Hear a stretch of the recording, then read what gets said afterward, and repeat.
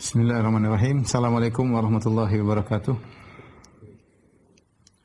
Alhamdulillahi ala ihsanih wa syukru lahu ala taufiqihi wa amtinanih wa asyhadu an la ilaha illallah wahdahu la syarika lahu ta'ziman li sya'ni wa asyhadu anna Muhammadan abduhu wa rasuluhu da'ila ridwani. Allahumma salli alaihi wa ala alihi wa ashabihi wa ikhwani. Para pemirsa, para ikhwan dan akhwat jamaah Masjid Tarbiyah yang dirahmati oleh Allah Subhanahu wa taala, kita melanjutkan bahasan makanan setiap pekan yaitu tentang sirah nabawiyah. Dan kita masih dalam perang Uhud, bagaimana hebatnya para sahabat dalam menjalani peperangan dengan semangat yang membara. Mereka pun berperang, berjihad dengan luar biasa. Di antara tokoh-tokoh yang hebat dalam perang Uhud adalah Rafi' bin Khadij. Ya, kita sudah sampaikan bahwasanya Rafi' bin Khadij, beliau sebenarnya tidak cukup umur, tapi beliau adalah orang hebat dalam peperangan, ya. Dan dalam peperangan ternyata beliau terkena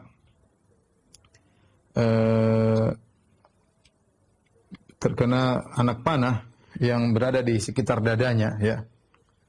Kemudian dia pun datang kepada Nabi sallallahu alaihi wasallam sementara anak panah masih tertancap di dadanya. Maka dia berkata, "Ya Rasulullah, inza as-sahm." Ya Rasulullah, cabutlah panah dariku. Nabi berkata, "Ya Rafi', wahai Rafi', in syi'ta naza'tu as-sahma wal qutbata jami'an." Kalau kau mau saya akan cabut panah sekaligus dengan mata panahnya dari tubuhmu sekaligus. Wa in syi'ta naza'tu sahm wa taraktu al-qutbah wa syahidtu laka yaumal qiyamati annaka syahid. Kalau kau mau aku hanya cabut bagian belakangnya, yaitu bagian kayunya, sementara mata panahnya tetap ada dalam tubuhmu. Dan aku akan menjadi saksi bagi engkau pada hari kiamat bahwasanya engkau adalah seorang yang syahid. Ya, maka Rafi' berkata, "Ya Rasulullah, balin as-saham." Ya Rasulullah, cabut saja kayu panahnya. Wada'il qutbah, biarin mata panah dalam tubuhku. Washhad li yaumal qiyamati anni syahid, dan jadilah engkau saksi bagiku pada hari kiamat bahwasanya aku adalah mati syahid. Ya. Qala fa naza'a Rasulullah sallallahu alaihi wasallam sahma wa taraka al-qutbah. Rasulullah SAW pun mencabut bagian kayunya sementara mata panah tetap berada dalam tubuh Rafi' bin Khadij. Jadi Rafi' bin Khadij ini seorang yang tidak meninggal dalam perang Uhud, tetapi tetap diberi ganjaran sebagai orang yang mati syahid. Bahkan Nabi akan menjadi saksi bagi dia bahwasanya dia akan mati syahid. Dengan syarat, Rasulullah kasih syarat, biarkan mata panah dalam tubuhmu, ya. Dan subhanallah, setelah itu Rafi' bin Khadij hidup normal sebagaimana biasa, tidak merasakan sakit atau tidak kemudian terkapar di rumahnya atau mengalami penyakit yang besar, sampai akhirnya lukanya pun kembali meradang dan akhirnya dia pun meninggal di zaman kekhilafahan Muawiyah bin Abi Sufyan. Ya, ini contoh seorang yang mati syahid tetapi tidak mati dalam medan pertempuran, ialah Rafi' bin Khadij, karena masih ada sisa anak panah atau mata panah yang terdapat dalam dadanya. Dan ini di antara mukjizat yang dari Rasulullah sallallahu alaihi wasallam, bagaimana mata panah dalam tubuh dan ternyata tidak mengapa, sampai saatnya Allah mencabut nyawanya. Dan jauh setelah itu, ya di zaman Muawiyah, ya setelah Abu Bakar, setelah Umar, setelah Utsman, setelah Ali, setelah Hasan, baru kemudian Muawiyah radhiyallahu taala anhu. Kemudian di antara orang yang hebat dalam perang Uhud adalah Talha bin Ubaidillah. Talha bin Ubaidillah berperang dengan luar biasa, ya. Dan dia melindungi Rasulullah SAW dengan dirinya. Akan datang nanti insyaallah penjelasannya bagaimana dia menangkis anak panah yang datang menyerang Nabi dengan tangannya, ya, sampai tangannya pun tidak bisa digerakkan lagi, ya. Insyaallah akan datang pembahasannya. Al-Imam Tirmidzi meriwayatkan dalam Sunan Tirmidzi dari Musa dan Isa bin Talha, ya, yaitu anak Talha bin Ubaidillah. Kedua anaknya menceritakan bahwasanya para sahabat Rasulullah SAW pernah berkata kepada seorang Arab Badui yang jahil, "Salhu," tanya kepada Rasulullah SAW, "Amman qadha nahbahu?" Siapakah orang yang disebut oleh Allah Subhanahu wa taala dengan faminhum man qadha nahbahu, ya. Itu firman Allah dalam surat Al-Ahzab, kata Allah, "Minal mu'minina rijalun shadaqu ma ahadullah alaih. Faminhum man qadha nahbahu wa minhum man yantazir wa ma badalu tabdila."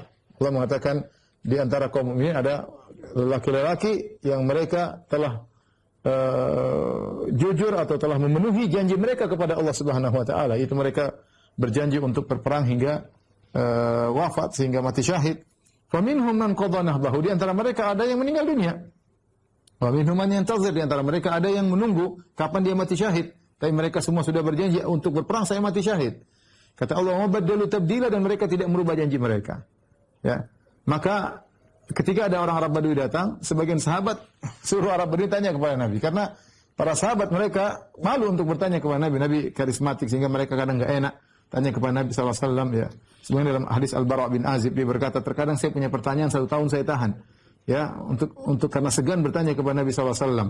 Wa kana yu'jibuna an ya'tiyana rajulun minal badiyah aqilun, dan kami senang para sahabat kalau ada datang seorang dari ahli badiyah, itu Arab Badui yang cerdas, ya. Maka kami pun suruh dia bertanya kepada Nabi sallallahu alaihi wasallam, kami mendengar jawabannya. Kalau Arab Badui datang, para sahabat senang karena Arab Badui tukang tanya. Bahkan sebagian riwayat para sahabat mengatakan kami pun kasih dia uang, kasih dia baju. Nih baju hadiah, tanya sama Rasulullah sallallahu alaihi wasallam, karena mungkin sahabat mau nanya enggak enak atau pertanyaan-pertanyaan yang tidak enak. Datang Arab Badui ini, maka para sahabat mendatangi Arab Badui tadi dan mengatakan, "Sal, tanyalah kepada Nabi sallallahu alaihi wasallam.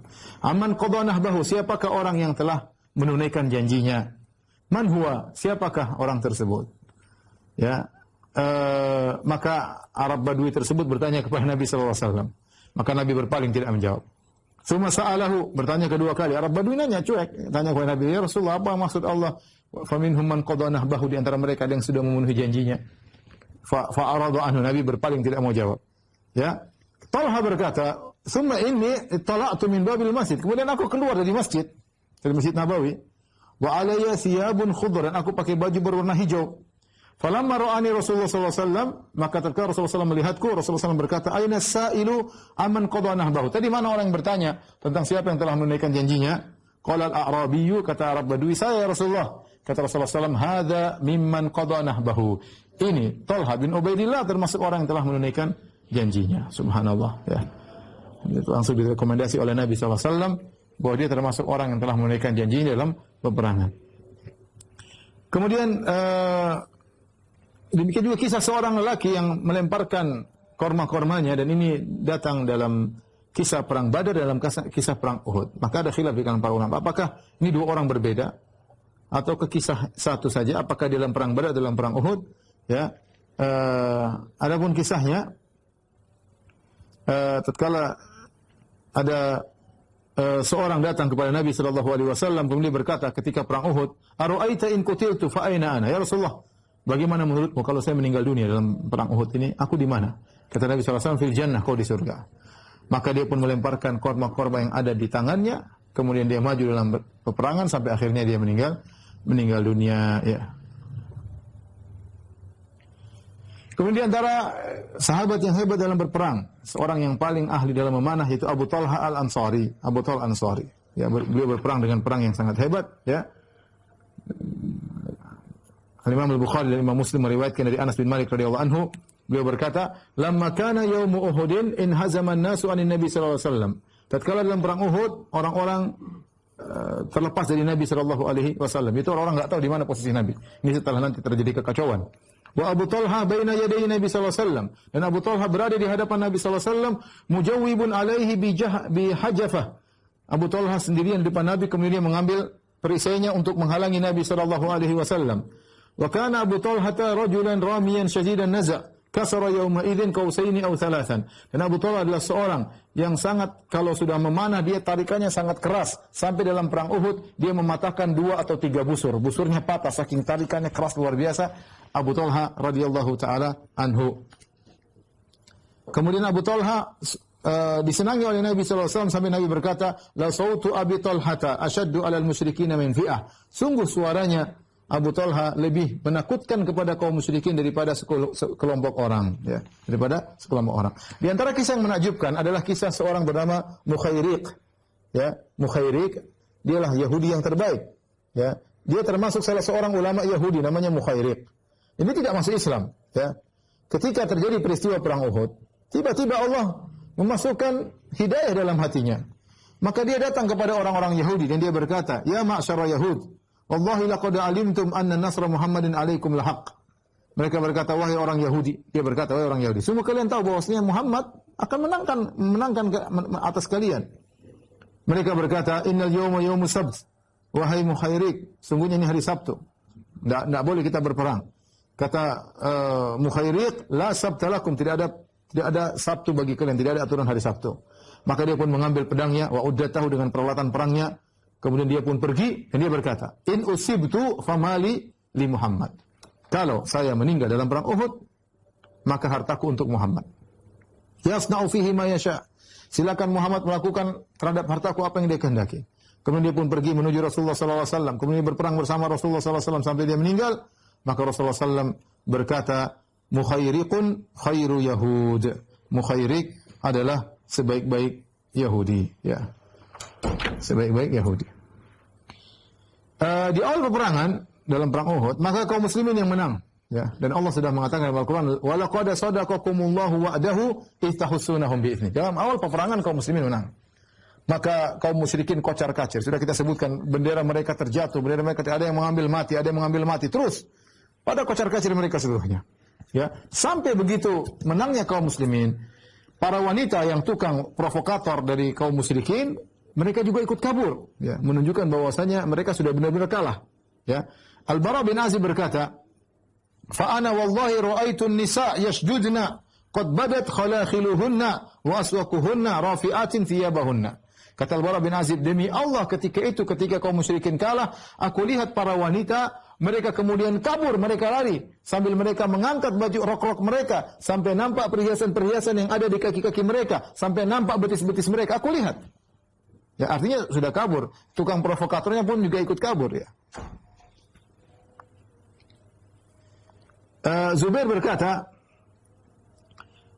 Zubair bin Awwam, wallahi laqad ra'aituni anzuru ila khadami Hind binti Utbah wa sahibatiha musyammiratin hawarib. Sungguh ketika perang Uhud aku lihat Hind binti Utbah, istrinya Abu Sufyan.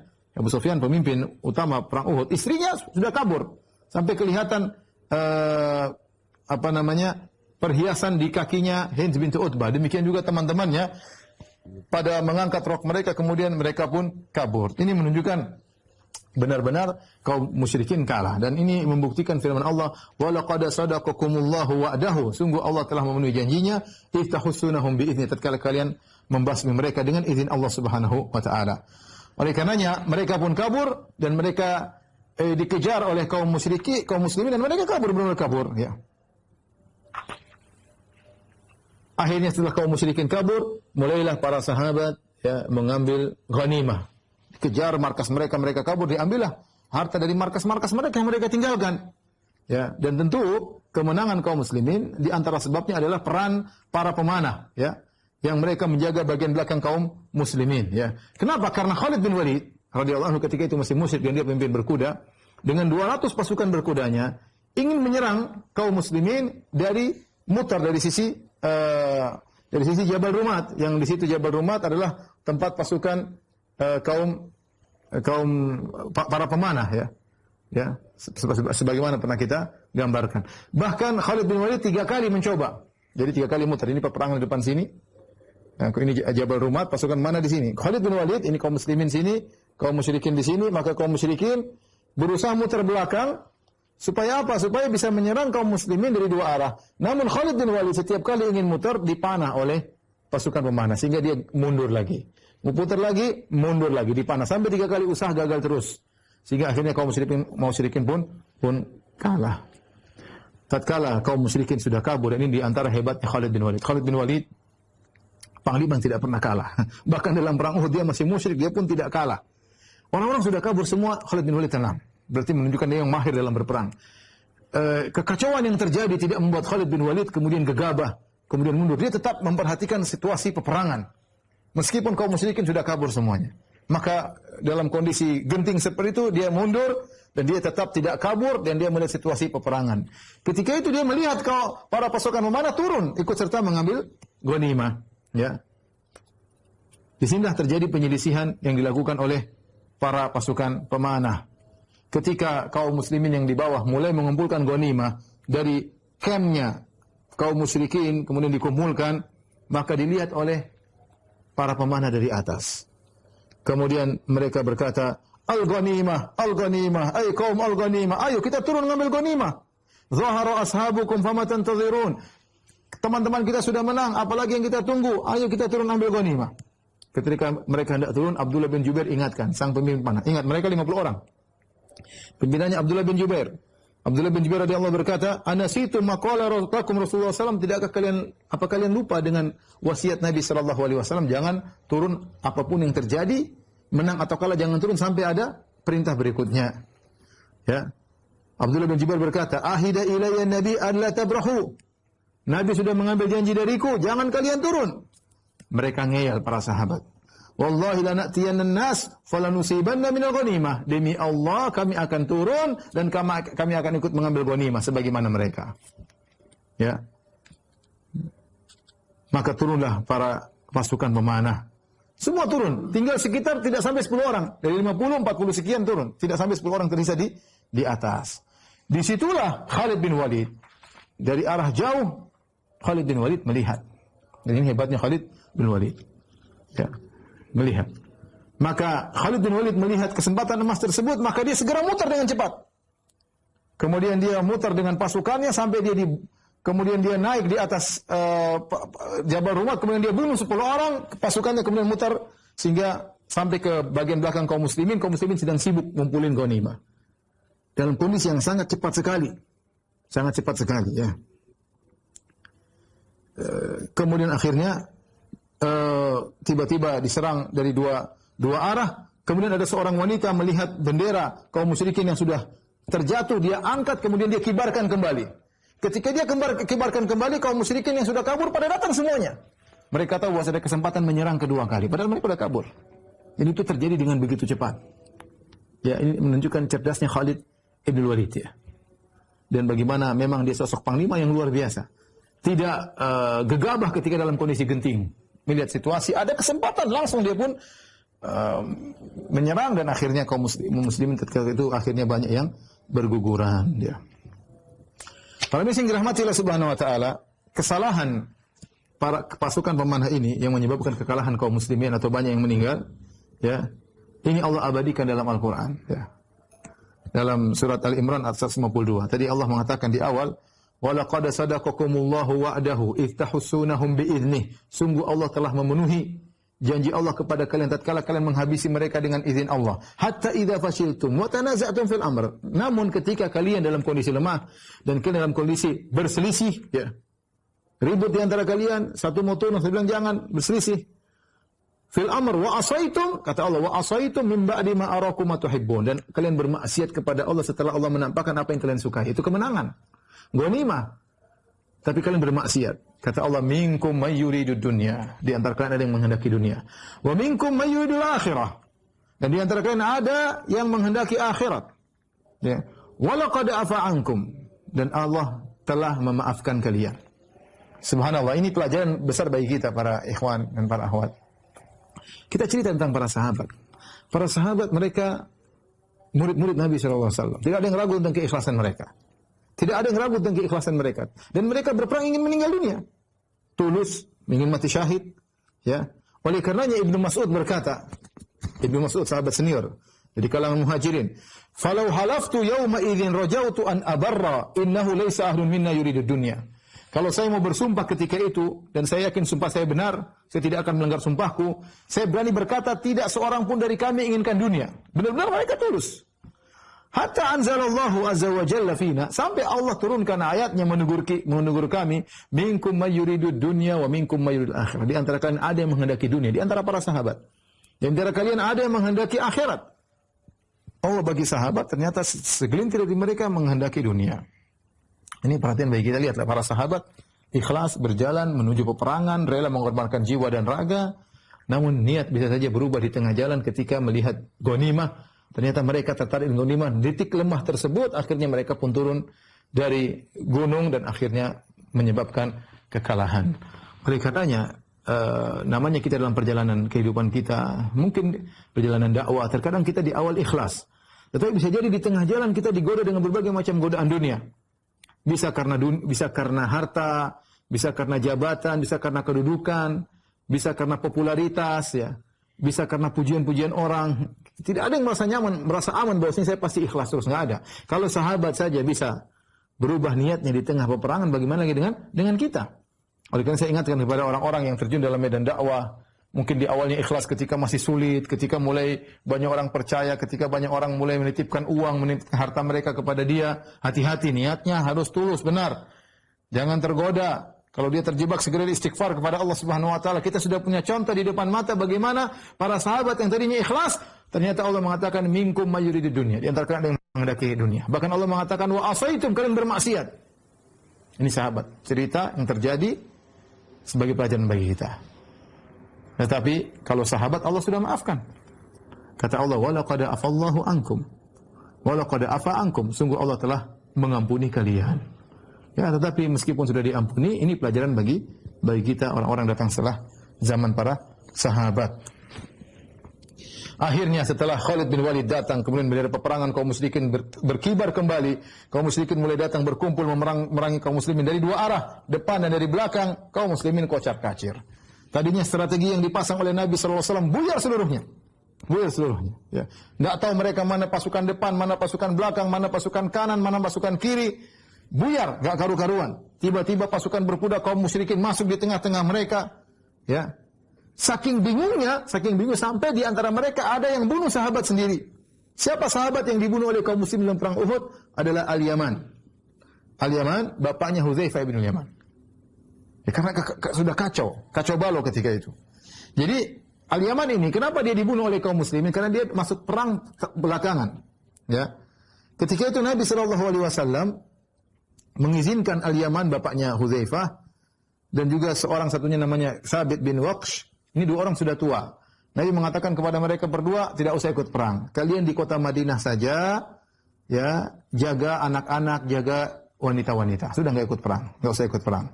Akhirnya ketika Nabi sudah masuk dalam medan pertempuran, terjadi peperangan, tiba di antara mereka saling ngobrol. Mereka ingin mati syahid. Mereka berkata, afala na'khudhu asyafana? Kenapa tidak ambil pedang kita? Tsumma nalhaqu bi Rasulillah sallallahu alaihi wasallam.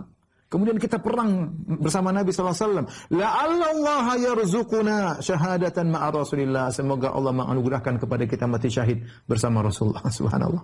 Dia ingin mati syahid. Akhirnya dua orang ini pun ikut perang terlambat, bawa pedang. Ketika mereka datang sudah dalam kondisi kacau. Para sahabat tidak kenal Al-Yaman karena tidak dari awal ikut perang. Ya. Sehingga mereka pun mengangkat pedang mereka dan mereka menyangka Al-Yaman ini dari musuh, maka mereka pun menikam. Ketika mereka hendak mau menikam Al-Yaman, Hudzaifah lihat bapaknya mau dibunuh, maka dia berteriak, "Ibadallah, abi, wahai teman-teman, itu bapakku." Tapi orang tidak ada, sudah kacau balau. Akhirnya mereka tikam itu. Al-Yaman meninggal dunia. Kata Hudzaifah, "Yaghfirullahu lakum." Semoga Allah memaafkan, mengampuni kalian. Ketika Nabi hendak membayar diahnya Al-Yaman, maka Hudzaifah mengatakan tidak perlu dia bersedekah dengan diah tersebut, ya. Tapi intinya ini menggambarkan bagaimana suasana yang sangat kacau sampai-sampai ada kaum muslimin yang terbunuh, ya, Hudzaifah dari pasukan kaum muslimin sendiri. Di antara yang meninggal dunia setelah dalam kondisi kacau adalah Hamzah bin Abdul Muttalib, paman Nabi sallallahu alaihi wasallam. Kita sudah sampaikan Hamzah bin Abdul Muttalib adalah paman Nabi yang dekat dengan Nabi sallallahu alaihi wasallam, secara umur juga mungkin lebih tua dari Nabi cuma 2 tahun. Kemudian kedekatan ya di pamannya, kemudian mereka berdua juga saudara susuan. Jadi 3 kekerabatan, saudara susuan dan umur yang berdekatan, sebaya.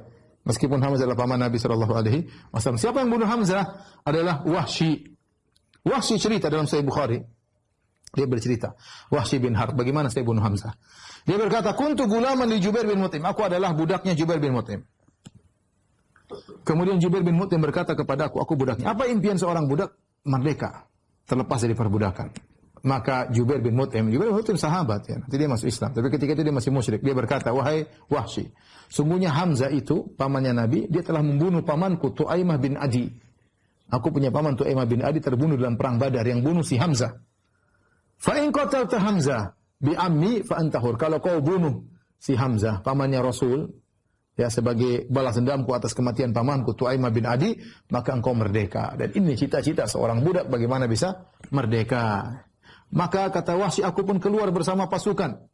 Dan aku adalah seorang dari Habasyi dan aku pandai untuk menombak, ya. Ya, Qallama ukhti'u biha syai'an. Jarang aku meleset kalau sudah nombak, jarang aku meleset. Maka aku bawa tombakku untuk membunuh Hamzah, tidak ada tujuan lain. Fa kharajtu yawma idzin ma uridu an aqtula ahadan. Aku keluar dalam perang Uhud, aku tidak ingin bunuh seorang pun. Dan aku tidak ingin memerangi kecuali Hamzah. Tatkala terjadi peperangan, aku nonton aja. Ya. Aku lihat Hamzah. Maka apa kata Wahsy? Hatta ra'aitu fi ardhin nasi mithla jamal al-awraq. Aku lihat Hamzah ketika bertempur seperti onta yang berkulit hitam yang ngamuk, onta yang sedang ngamuk. Yahujun nas bi sayfi haddan. Dia potong manusia dengan kekuatannya. Ya, tidak ada yang bisa melawan Hamzah ketika itu. Fahibtuhu, kata Wahsy, aku pun takut melihat Hamzah. Karena Hamzah hebat, ya. Wa ja'altu aludhu minhu, aku mulai bersembunyi darinya, bersembunyi karena ternyata Hamzah ini hebat dalam peperangan.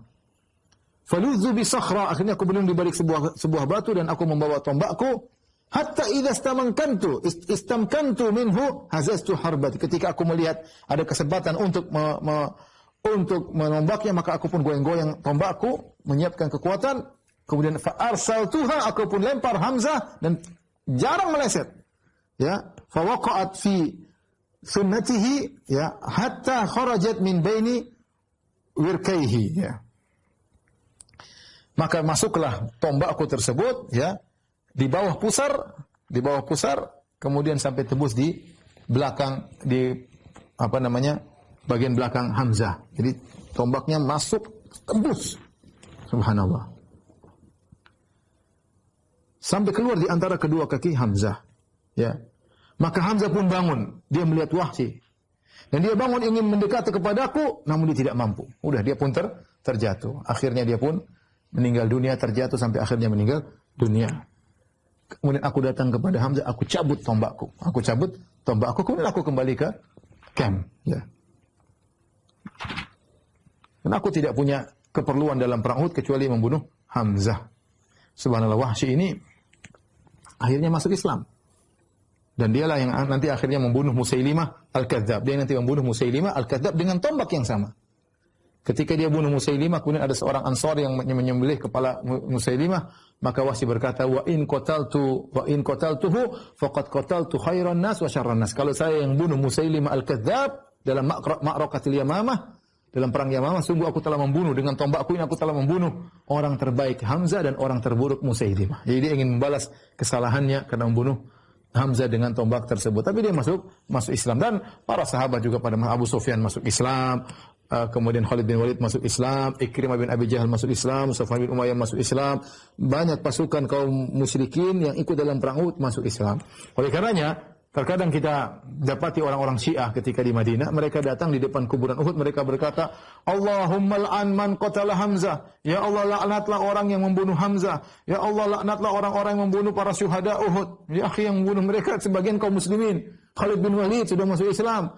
Abu Sufyan sudah masuk Islam, Wahsy sudah masuk Islam. Maka tidak benar doa seperti ini. Doanya orang Syiah, ya. Tidak benar, ya. Baik.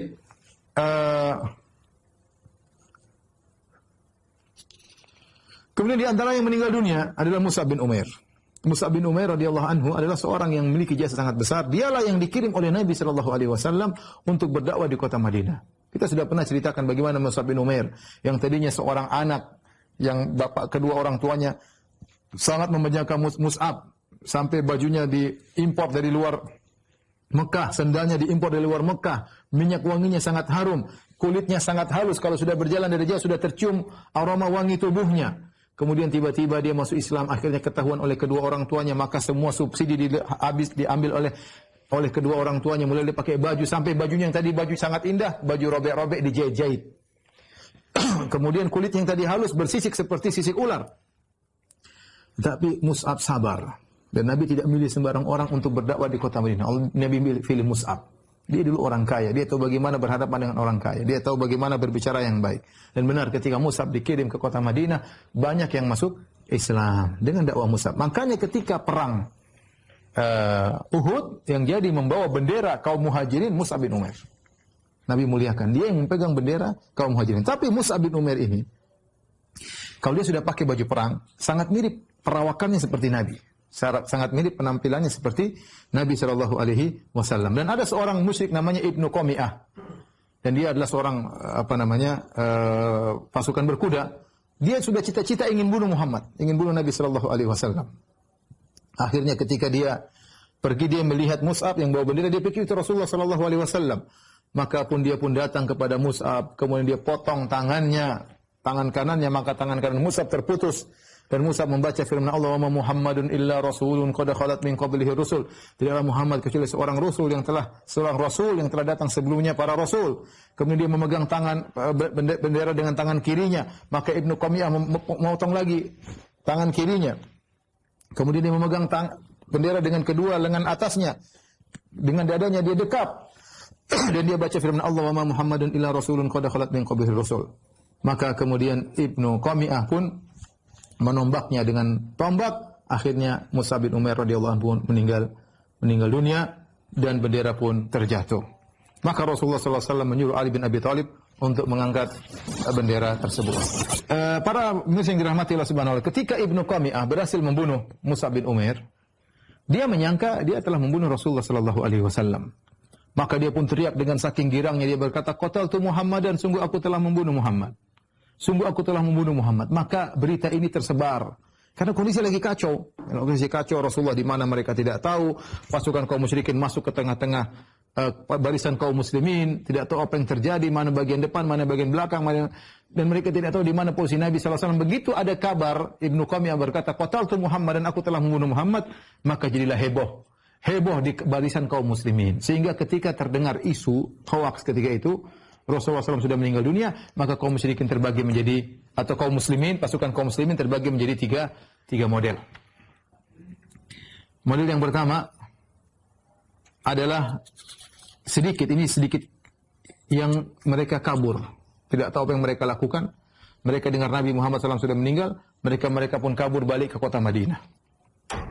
Di antara orang-orang tersebut yang kabur dari peperangan kemudian menuju kota Madinah, di antaranya Utsman bin Affan radhiyallahu anhu, adalah menantu Nabi sallallahu alaihi wasallam. Saya bisa lanjutkan, di antara segelintir sahabat yang kebingungan tatkala itu karena mendengar berita Rasulullah SAW meninggal dunia, akhirnya balik ke kota Madinah, di antara Utsman bin Affan, Al-Harits bin Hatib, Sawad bin Ghaziyah, Sa'ad dan Uqbah ibnu Utsman, kemudian Rifa'ah, kemudian Kharijah bin Amr, Aus bin Qaizi. Mereka inilah yang ditegur oleh Allah Subhanahu wa taala. Allah mengatakan, "Innal ladzina tawallaw minkum yaumal taqal jam'ani innama stazalluhumus syaitanu bi ba'dhi ma kasabu." Sungguhnya orang-orang yang berpaling dari kalian ketika terjadi pertemuan di antara dua pasukan, yaitu kabur, sungguhnya mereka telah digelincirkan oleh syaitan akibat perbuatan yang mereka pernah lakukan. Jadi Allah menerangkan bahwasanya mereka kabur itu ada kesalahan awal yang pernah mereka lakukan. Ini menunjukkan bahwasanya dosa bisa mengantarkan, menggiring kepada kesalahan berikutnya. Orang-orang Syiah sering mencela Utsman karena mereka benci kepada Utsman. Ya, padahal Utsman adalah mantu Nabi, menikah dengan Ruqayyah, kemudian menikah dengan Ummu Kulthum. 2 kali menikah dengan putri Nabi sallallahu alaihi wasallam. Makanya diberi gelar dengan Dzunurain, pemilik 2 cahaya, karena menikahi 2 putri Nabi sallallahu alaihi wasallam setelah Ruqayyah meninggal, kemudian Ummu Kulthum. Ya. Mereka mencela Utsman. Utsman kabur. Ingat, benar.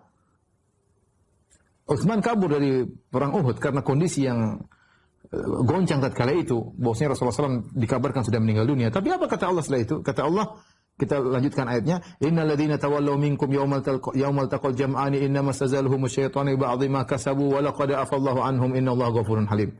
Sungguhnya orang-orang yang berpaling dari kalian ketika terjadi perang Uhud, sungguhnya mereka digelincirkan oleh syaitan akibat dosa yang pernah mereka lakukan. Wa laqad afallahu anhum, sungguh Allah telah memaafkan mereka. Innallaha ghafurun halim, sungguhnya Allah Maha Pengampun lagi Maha bijak, ya. Di sini Allah mengatakan, "Walaqad afallahu anhum," sungguh Allah telah mengampuni mereka. Jadi selesai, ya. Kalau Allah sudah mengampuni Utsman, apa urusan Anda mencela Utsman bin Affan? Oleh karena Imam Al-Bukhari meriwayatkan dalam sahihnya dari Utsman bin Mauhib, dia berkata, datang seorang laki berhaji. Maka dia melihat sekelompok orang sedang duduk. Maka dia berkata, siapa orang sedang duduk tersebut? Maka dikatakan mereka adalah orang Quraisy. Qalu mani syekh, siapa orang tua yang sedang duduk di antara orang Quraisy tersebut? Ibnu Umar. Itu Ibnu Umar. Maka orang ini pun datang kepada Ibnu Umar. Kemudian dia berkata, "Ini sa'iluka an syai'in, atuhaddithuni, saya ingin tanya kepadamu tentang sesuatu. Apa kau beri jawabannya?" Ya. Qala, kemudian dia bertanya, "Anshuduka bi hurmati hadzal bait. Ata'lamu anna Utsman bin Affan farra yauma Uhud?" Dia yang jadi gara-gara, dia bilang, aku bersumpah dengan kehormatan Ka'bah. Ya. Atau aku meminta engkau dengan kehormatan Ka'bah. Bukankah kau tahu bahwasanya Utsman bin Affan kabur ketika perang Uhud? Maka kata Ibnu Umar? Amma firaruhu yauma Uhudin fa asyhadu anna Allah afa anhu. Benar, adapun Utsman ketika kabur dalam perang Uhud, aku bersaksi bahwasanya Allah telah memaafkan. Sudah selesai. Allah telah memaafkan. Ini jadi saya katakan tadi kaum muslimin terpecah menjadi 3 kelompok. Kelompok pertama tadi yang kabur, di antaranya Utsman, tapi Allah sudah maafkan. Kelompok yang kedua yang bingung apa yang harus mereka lakukan. Akhirnya mereka berperang, yang penting mereka melanjutkan peperangan dan mereka membela diri mereka, ya. Sampai meninggal dunia. Ini kebanyakan para sahabat. Mereka tidak gentar, mereka terus berperang. Sudah tinggal lawan, apa di depan musuh lawan, enggak tahu apa yang terjadi selanjutnya. Rasulullah sudah meninggal. Kita bisa lihat bagaimana perasaan para sahabat. Pimpinan perang sudah meninggal.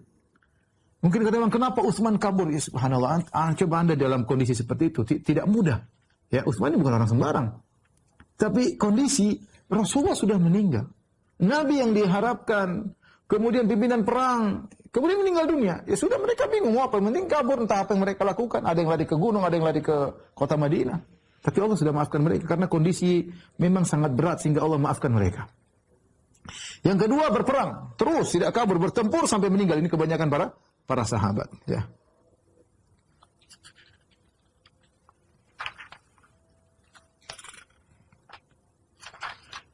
Dan adapun kelompok yang ketiga yang ada di sekitar Nabi. Mereka tahu Nabi masih hidup dan mereka membela Nabi sallallahu alaihi wasallam, ya. Baik, di antara kelompok yang berperang sampai meninggal dunia adalah Anas ibn Nadhr. Anas bin Nadhr pamannya Anas bin Malik. Anas bin Malik. Ya, karena Anas bin Malik ibn Nadhr, pamannya Anas bin Nadhr, ya. Ketika itu, ya, dia termasuk para sahabat yang termakan dengan hoax tadi. Isu bahwasanya Nabi SAW sudah meninggal dunia. Kemudian banyak sahabat yang akhirnya melepaskan pedang mereka, mereka duduk, mereka bingung apa yang mereka lakukan. Dan dia menyangka Nabi sudah meninggal juga. Mereka semua sudah menyangka Nabi sudah meninggal, sebagian sahabat bingung, melemparkan pedang mereka, duduk, enggak tahu apa yang harus mereka lakukan. Maka Anas bin Nadhr pun datang kepada mereka. Anas berkata, "Ma yujlisukum? Apa yang buat kalian duduk di sini? Kenapa tidak berperang?" Kata mereka, "Qutila Rasulullah." Bagaimana mau perang? Rasulullah sudah meninggal dunia. Apa kata Anas bin Nadhr? "Famadza tasna'un bil hayati ba'dahu?" Kalau Nabi sudah meninggal, ngapain kita hidup? Perang. Kumu famutu ala ma mata alaihi Rasulullah. Iman dia tetap kuat. Berdirilah dan matilah sebagaimana apa yang dibawa oleh Nabi SAW. Mati di atas kematian Rasulullah SAW. Maka dia pun tegak. Kemudian dia pun berkata kepada Allah. Dia berkata, "Allahumma inni a'tadziru ilaika bimma sana'a haula." Ya Allah, aku minta maaf kepada engkau dengan yang dilakukan oleh teman-temanku yang mereka melemparkan pedang, mereka tidak ikut berperang. Wa abra'u ilaika bimma sana'a haula. Dan aku berlepas diri kepada engkau ya Allah dari apa yang dilakukan orang musyrikin yang mereka memerangi kami. Kemudian dia pun berperang maju. Kemudian dia bertemu dengan Sa'ad bin Mu'adz. Siapa Sa'ad bin Mu'adz? Pimpinan suku Aus. Sahabat jagoan. Kita bilang dua sahabat Sa'ad jagoan, Sa'ad bin Mu'adz, Sa'ad bin Ubadah. Dua-duanya jagoan. Satunya pimpinan suku Aus, satunya pimpinan suku Khazraj. Ketika Sa'ad bin Mu'adz yang orang jagoan ini, sahabat ini, dia lihat Anas bin Nadhr dan Sa'ad bin Mu'adz dalam kondisi sangat sedih. Maka dia bertanya, "Aina ya Aba Amr? Kau hendak ke mana wahai Anas bin Nadhr?" Maka Anas bin Nadhr berkata, "Ya Sa'ad bin Mu'adz, al-jannah wa rabbi an-nasr." Aku ingin surga. Aku hendak pergi ke surga. Ini ajidu riha duna Uhud. Aku mencium bau surga dari arah gunung Uhud. Maka dia pun maju. Kemudian dia berperang bersama melawan kaum musyrikin sampai dia meninggal dunia. Sa'ad bin Mu'adz yang jagoan saja tidak maju seperti Anas bin Nadhr. Kemudian setelah perang selesai, Sa'ad bin Mu'adz datang kepada Nabi. Dia berkata, "Ya Rasulullah, famastata'tu ya Rasulullah an asna'a ma sana'a Anas bin Nadhr." Ya Rasulullah, aku tidak mampu melakukan seperti yang dilakukan oleh Anas bin Nadhr. Ya. Ketika ditemukan di jasadnya ditemukan 80 sekian bekas luka dari tombak, pedang, kemudian tusukan tombak, ya, bekas anak panah, bekas pedang 80 lebih. Sampai saking rusak tubuhnya, Anas bin Abdullah dicincang oleh orang-orang 40, sudah mukanya nggak tahu, robek sana, robek sini badannya. Ini mayat siapa? Nggak ada yang kenal. Yang kenal ternyata ukhtuhu, yaitu saudari perempuannya. Kenal dari mana? Dari jari-jarinya. Dia tahu ini jari kakakku ini. Anas bin Abdullah punya ciri-ciri jarinya bagus. Ketika dilihat jarinya masih bagus, dilihat ini jari, tubuhnya sudah nggak dikenal. Ini jari kakaknya Anas ibn Nadhar radhiyallahu taala anhu. Ya. Ini dalil tentang keutamaan Anas bin Nadhar. Kemudian kelompok yang ketiga siapa? Yaitu sekelompok kecil yang kokoh bersama Nabi. Mereka tahu berita tentang wafatnya Nabi hanyalah isu, dan mereka sedang berada di sekeliling Rasulullah sallallahu alaihi wasallam, dan mereka berperang bersama Nabi sallallahu alaihi wasallam.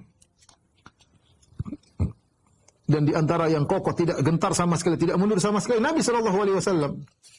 Al-Miqdad bin Amr berkata, "Fa waladhi ba'athahu bil haqq, ma zalat qadamuhu shibran wahidan an mawqifihi wa innahu la fi wajhil adu." Kata Al-Miqdad bin Amr, demi Allah saya melihat Nabi tidak sejengkal pun mundur, dan dia tetap tegar menghadap musuh meskipun tidak ada orang banyak di sekitar Nabi sallallahu alaihi wasallam. Oleh karenanya Ali bin Abi Thalib yang seorang jagoan yang sangat hebat, nanti kita akan tahu bagaimana hebatnya Ali bin Abi Thalib terutama dalam perang Khandaq. Apa kata Ali bin dalam perang Khandaq, dalam perang dalam perang-perang yang lain ya? Apa kata dalam perang Khaybar? Kata Ali bin Abi Thalib, "Kunna idza marra al-ba'su wa laqiyal qaumul qauma ittaqaina bi Rasulillah sallallahu alaihi wasallam, fama yakunu minna ahadun adna ila al-qaum minhu." Kami kalau sudah perang sudah membara ya, dan musuh sudah bercampur baur, musuh dengan kaum muslimin sudah bercampur baur, kami berlindung di belakang Rasulullah sallallahu alaihi wasallam. Tidak ada seorang pun yang paling dekat dengan musuh daripada Nabi sallallahu alaihi wasallam. Ketika kaum muslimin pasukan sudah kebuka, ya, kemudian Rasulullah berteriak, "Ilayya ibadallah." Kemarilah wahai hamba-hamba Allah, "Ilayya ibadallah, ana Rasulullah." Kemarilah wahai hamba-hamba Allah, aku Rasulullah. Orang-orang musyrikin juga menyangka Nabi sudah mati. Mereka tahu suara Rasulullah SAW.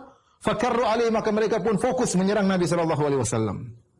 Mereka pun merubah arah peperangan mereka menuju Rasulullah SAW. Ketika itu yang bersama Nabi cuma 12 orang dari kaum Ansar. 12 orang dari kaum Ansar. Di antaranya adalah Talha bin Ubaidillah. Ada yang mengatakan cuma 7 berserta 2 orang dari Quraisy. Ya. Ada yang mengatakan 14 orang, 7 dari kaum Muhajirin. 7 dari kaum Ansar, 7 dari kaum Muhajirin. Di antara kaum Muhajirin adalah Abu Bakar. Dan 7 orang dari Ansar. Imam Muslim meriwayatkan ketika dalam perang Uhud ya, kemudian Nabi sudah cuma di sekitar dia cuma sekitar 14 orang, ada yang mengatakan cuma 9 orang. Intinya masih sedikit. Dan orang-orang musyrikin mulai berjalan menuju Rasulullah sallallahu alaihi wasallam. Maka Rasulullah SAW berkata, "Man yarudduhum anna walahul jannatu aw huwa rafiqi fil jannah." Siapa yang menghadang mereka untuk membelaku, maka bagi dia surga. Bahkan Nabi berkata, "Huwa rafiqi fil jannah," dia akan menemaniku di surga. Maka salah seorang dari kaum Ansar maju, kemudian dia menghadang, banyak orang datang menuju Nabi, dia lawan sendiri. Kemudian mereka bunuh dia. Mati syahid orang Ansar ini. Kaum musyrikin terus menuju Nabi SAW. Entah berapa jumlah mereka, tapi mereka menuju menyerang Nabi SAW. Nabi berkata lagi, "Man yarudduhum anna walahul jannah, aw huwa rafiqi fil jannah." Barang siapa yang melindungi kami dari mereka, maka dia menjadi temanku di surga. Maka seorang kaum Ansar pun berdiri lagi. Kemudian dia menghadang mereka. Tidak bisa, perlawanan tidak mungkin, datang pasti mati. Karena musuh banyak, sementara di sini berusaha untuk menghadang, untuk memperlambat serangan mereka. Maka maju, kemudian meninggal pula. Ya, mati syahid. Satu demi satu berusaha menghadang sampai 7 Ansar semuanya meninggal dunia. Kenapa? Karena mereka mendengar kata Nabi, siapa yang menghadang mereka, dia menjadi temanku di surga. Siapa yang tidak ingin jadi teman Rasulullah SAW? Surga di hadapan mata, maka mereka tidak peduli. Yang penting bisa membela Rasulullah SAW. Kemudian Nabi berkata kepada 2 orang muhajirin, "Ma ansafna ashabana." Kita tidak adil nih. Ya. Kasihan mereka meninggal sementara kaum muhajirin masih ada. Ya.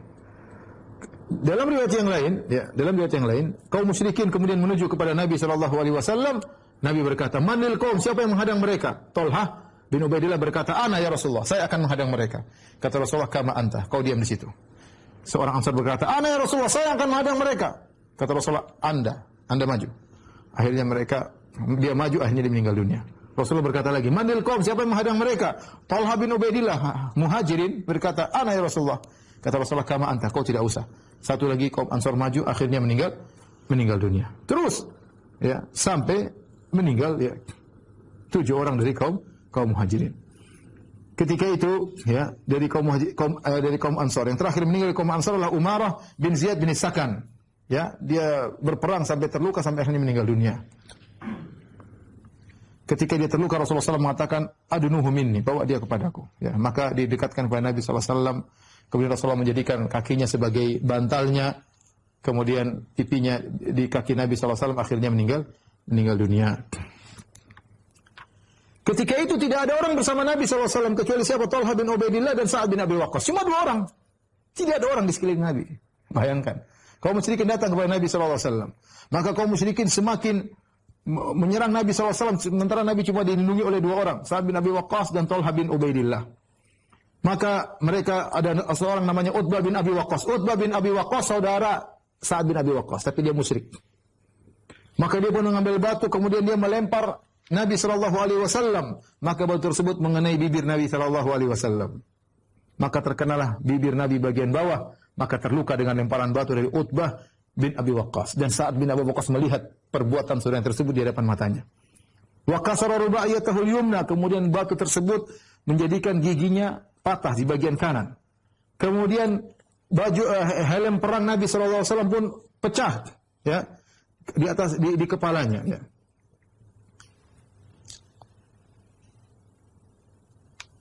Kemudian Ibnu Qami'ah datang kepada Nabi SAW, kemudian dia memukul Nabi SAW, tapi Nabi tidak pakai baju perang. Kemudian mengenai pundak Nabi SAW, ya, dan ini sangat benar-benar membuat Nabi SAW ya parah karena pukulan yang sangat hantaman yang sangat keras di bagian pundak Nabi SAW bagian kanan. Dan ini membuat Nabi SAW sangat sakit. Lebih dari sebulan Nabi berusaha menyembuhkan hantaman yang mengenai pundaknya. Suma daraba ala wajnatihi, kemudian mukul Nabi SAW mengenai 2 pipinya, ya. Kemudian dengan sombongnya dia berkata, "Khudha, ini ambil pukulanku wahai Muhammad, wa ana Ibnu Qami'ah, akulah Ibnu Qami'ah." Akhirnya Nabi kan pakai helm perang. Akhirnya ada semacam lingkaran-lingkaran besi dalam helm perang tersebut, ya, masuk ke dalam pipi Nabi SAW karena pukulan hantaman yang kuat dari Ibnu Qami'ah. Maka Rasulullah SAW berkata, "Akmakallah Azza wa Jalla." Semoga Allah Subhanahu wa taala membinasakan engkau, menghinakan engkau. Kemudian Rasulullah SAW menghadang kaum musyrikin, dia terundur, Rasulullah mundur, akhirnya jatuh ke dalam sebuah lubang. Yang lubang tersebut dibuat oleh Abu Amir Al-Fasiq, ya. Yang untuk menjebak kaum muslimin, Nabi tidak melihat lubang tersebut, Nabi pun terjatuh sehingga kedua lutut beliau pun terluka. Kemudian Ali bin Abi Thalib memegang tangan Nabi SAW sampai Nabi SAW berdiri dengan lurus. Maka Nabi SAW berkata, "Ishtadda ghadabullah ala qaumin damma wajha Rasulillah." Sungguh telah berat murka Allah kepada suatu kaum yang membuat wajah nabinya berdarah, ya. Maka ketika Nabi berdoa kepada Ibnu Qami'ah yang membunuh Mus'ab bin Umair, dan Ibnu Qami'ah yang memukul, menghantam pundak Nabi SAW, dan Nabi berkata, "Akmakallah, semoga Allah menghinakan engkau." Dan doa Nabi SAW ternyata dikabulkan. Suatu hari Ibnu Qami'ah setelah perang Uhud, dia pulang ke keluarganya dan dia mencari kambingnya, ya. Kemudian dia cari-cari kambingnya, ternyata kambingnya berada di puncak gunung, ya. Ketika sampai di puncak gunung, maka Allah kirim ada kambing bertanduk, kambing jantan bertanduk, kemudian menanduk-nanduk dia sampai badannya tercincang-cincang oleh kambing yang dikirim oleh Allah Subhanahu wa taala. Kemudian dia pun terjatuh dari puncak gunung tersebut. Ketika kaum musyrikin berjalan menuju, tadi kita lihat bagaimana Rasulullah SAW terluka, ya, bibir beliau pecah, darah, kemudian gigi beliau patah, kemudian besi masuk di pipi Nabi SAW, kemudian pundak beliau dihantam oleh Ibnu Qami'ah. Kaum musyrikin intinya ingin membunuh Nabi SAW. Tapi ada Talha bin Ubaidillah dan ada Sa'ad bin Abi Waqqas radhiyallahu taala anhum. 2 orang yang tersisa bersama Nabi SAW. Maka mereka berdua membela Nabi SAW dengan luar biasa.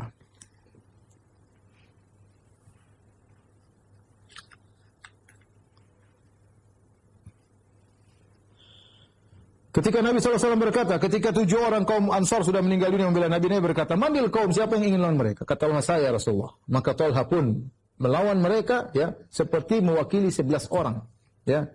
Kemudian dia pun berperang sampai akhirnya tangannya dihantam oleh kaum musyrikin sampai jari-jarinya, ya, terputus ketika dihantam oleh kaum musyrikin. Talha berkata, "His," ya, menunjukkan rasa kalimat atau kata yang digunakan karena kaget tangan jari-jari terpotong. Maka Rasulullah berkata, "Lau qulta bismillah, rafa'at kal malaikatu wan nasu yanzurun." Kalau kau bilang bismillah tadi, kau akan diangkat oleh malaikat dan orang akan melihatnya. Kemudian sampai Talha bin Ubaidillah sampai tangan beliau sudah enggak bisa digerakkan ketika itu gara-gara membela Nabi sallallahu alaihi wasallam. Dan beliau terluka tatkala itu ditemukan luka dalam tubuh beliau 20 lebih bekas luka yang ada dalam tubuhnya karena membela Rasulullah sallallahu alaihi wasallam. Demikian juga ada Sa'ad bin Abi Waqqas radhiyallahu taala anhu. Maka dia pembela Nabi sallallahu alaihi wasallam. Maka Rasulullah sallallahu pun menyuruh, ya, Sa'ad bin Abi Waqqas untuk memanah mereka. Dan Rasulullah sallallahu menyediakan, ya, anak-anak panah kemudian diberikan kepada Sa'ad. Kata Nabi, "Irmi fidaka abi wa ummi." Ya, ayo Sa'ad, panah mereka, panah mereka. Dalam kondisi demikian, tidak mungkin 2 orang ini berhadapan dengan musuh yang begitu banyak. Maka disebutkan Allah Subhanahu wa taala mengirim malaikat untuk menjaga Nabi sallallahu alaihi wasallam, ya. Tidak melawan mereka tapi menjaga, tidak ada senjata yang sampai kepada Nabi sallallahu alaihi wasallam. Dan Nabi terus berteriak, "Ilayya ibadallah, ilayya ibadallah." Kemarilah wahai hamba-hamba Allah. Sampai akhirnya sebagian sahabat datang menuju Nabi sallallahu alaihi wasallam. Maka berkumpullah 14 orang yang lain, ya. 7 dari kaum Muhajirin, 7 dari kaum Ansar. Di antara kaum Muhajirin adalah Abu Bakar As-Siddiq, Umar bin Khattab, Ali bin Abi Thalib, Abu Ubaidah bin Jarrah, Abdurrahman bin Auf, Abu Talha Al-Ansari, Al-Harith bin Simmah. Ya. Kemudian Malik bin Sinan, bapaknya Abu Sa'id Al-Khudri, Abu Dujana. Mereka berkumpul sekitar Nabi sallallahu alaihi wasallam. Dan musuh terus menuju Nabi sallallahu alaihi wasallam. Di antara sahabat yang luar biasa membela Nabi adalah Abu Dujana radhiyallahu taala anhu. Ketika orang-orang kaum musyrikin mengarahkan panah mereka kepada kepada Nabi sallallahu alaihi wasallam, maka Abu Dujana datang mendekati Nabi sallallahu alaihi wasallam, kemudian dia membalikkan badannya untuk membentengi Nabi sallallahu alaihi wasallam, maka akhirnya banyak anak panah mengenai tubuhnya. Tubuhnya penuh dengan anak panah dan dia tidak bergerak karena di depan dia Nabi sallallahu alaihi wasallam, dia tidak peduli dengan apa yang menimpa dirinya. Demikian juga Abu Talha, tadi sudah kita sampaikan, ketika panah-panah terarah menuju Nabi sallallahu alaihi wasallam, maka Abu Talha pun datang membawa perisainya, kemudian dia pun melindungi Nabi sallallahu alaihi wasallam. Dan Nabi memberikan anak panah kepada Abu Talha untuk melepaskan panahan kepada kaum musyrikin. Demikianlah para sahabat, ya, berusaha membela Nabi sallallahu alaihi wasallam, ya. Kemudian juga ternyata masih ada sebagian wanita yang ikut berperang dalam perang Uhud dari kalangan kaum muslimin, di antaranya Ummu Umarah Nusaybah bintu Ka'ab Al-Maziniyah radhiyallahu taala anhuma, ya. Ummu Umarah juga ikut serta dalam perang Uhud dan dia juga ikut bertempur, ya. Sampai bertempur melawan kaum musyrikin sampai dia terluka dengan 12 luka, ya. Di antaranya dia dihantam oleh Ibnu Qami'ah, ya. Dihantam oleh Ibnu Qami'ah sampai terluka, yaitu Ummu Umarah.